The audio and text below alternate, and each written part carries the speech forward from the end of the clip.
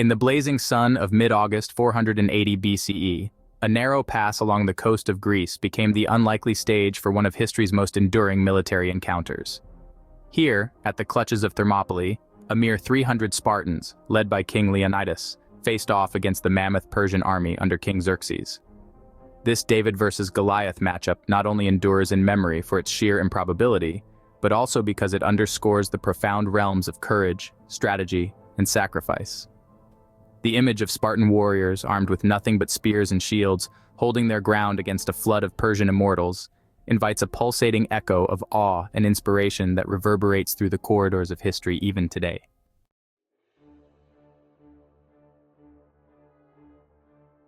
The stage for this historic clash was set against the background of expanding Persian power under King Xerxes. His ambition was to conquer all of Greece, partly to complete the unfinished business of his predecessor, King Darius I, and partly to secure the burgeoning empire's western frontier. This battle was not merely a military engagement, but a critical juncture in the Greco-Persian Wars, a series of conflicts that would eventually define the trajectory of Western civilization. Understanding Thermopylae's terrain is essential. The pass, a narrow coastal strip flanked by the sea on one side and mountains on the other, was a natural choke point. Perfect for defense, it was here that Leonidas and his Spartans chose to make their stand, fully aware of the strategic importance of the location. In the wider context, Thermopylae was also a morale battle. A Persian victory here would demoralize the Greek cities, potentially leading many to consider surrender, rather than face the overwhelming Persian military juggernaut.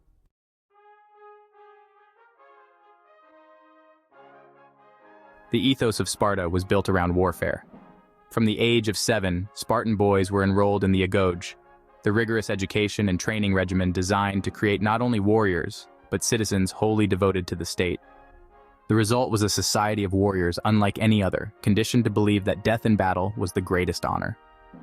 Leonidas, like all Spartan kings, was a product of this system, embodying the ideals of courage, discipline, and loyalty. The Spartans carried a shield not just for personal protection, but as a symbol of their role to protect their fellow warriors and, by extension, their city. Their decision to stand at Thermopylae, vastly outnumbered, was influenced by this philosophy. The Spartans knew they would likely die, but their sacrifice would serve as a cornerstone for Greek resistance, a literal and symbolic line in the sand.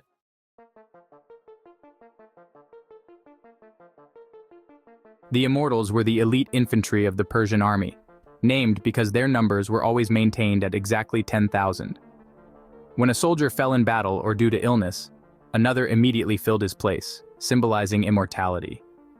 They were versatile soldiers, adept with bow and spear, and crucial to the Persian strategy of overwhelming their opponents with both number and skill. King Xerxes vested great pride in his immortals. They represented not only military might, but also the vast resources and diverse nature of his empire. The immortals were drawn from different provinces, embodying the empire's integration of various cultures under the Persian banner. In the context of Thermopylae, their task was to break the Spartan defense and clear the pass for the larger Persian forces. The immortals, therefore, were not just fighting to conquer, but were also bearers of the Persian king's aspiration for empire consolidation.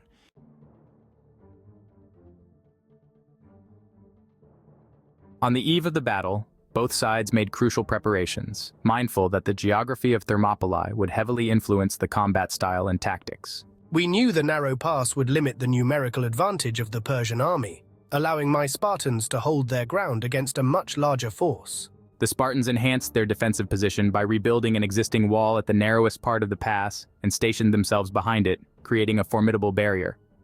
They were prepared to fight in the phalanx formation, a tactical arrangement where soldiers stood side by side, their shields overlapping, spears pointed outward, forming a wall of wood and metal. I waited for 4 days expecting the Greeks to flee.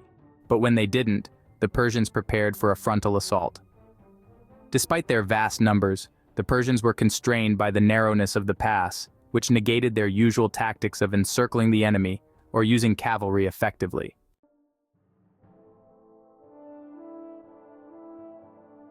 The battle at Thermopylae unfolded with Persian archers unleashing a volley of arrows, but the Spartan shields and armor were formidable defenses. On the first day, the Persian waves crashed against our phalanx like water on rock.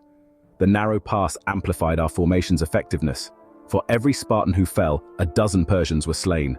By the end of the day, the battlefield bore witness to Spartan discipline and prowess in close combat. The second day saw a renewed assault by the Persians, but with similar results. However, a turning point arrived when a local Greek betrayed his countrymen, revealing a hidden mountain path to the Persians. This allowed the Immortals to flank the Spartans, a maneuver that would drastically alter the battle's course.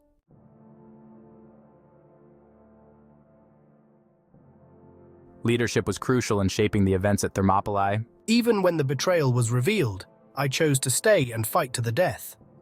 This decision was both strategic and symbolic, meant to ensure a lasting legacy of courage and sacrifice for our homeland. My patience and determination were tested by the unexpected stalemate. Yet, adapting to battlefield scenarios, I decided to act on the information provided by Ephialtes, demonstrating a flexible approach to command and control.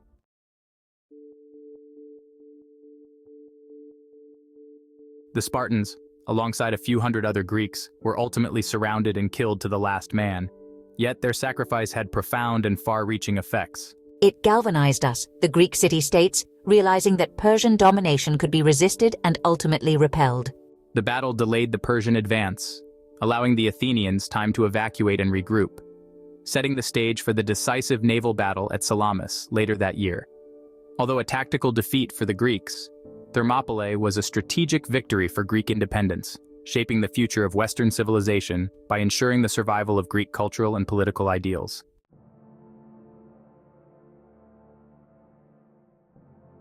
The story of Thermopylae, with its dramatic and poignant elements, has transcended military history to become a symbol of courage against overwhelming odds.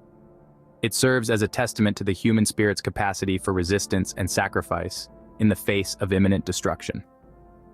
Today, the legacy of the 300 Spartans and their allies continues to inspire books, films, and discussions about military strategy, leadership, and values of freedom and bravery.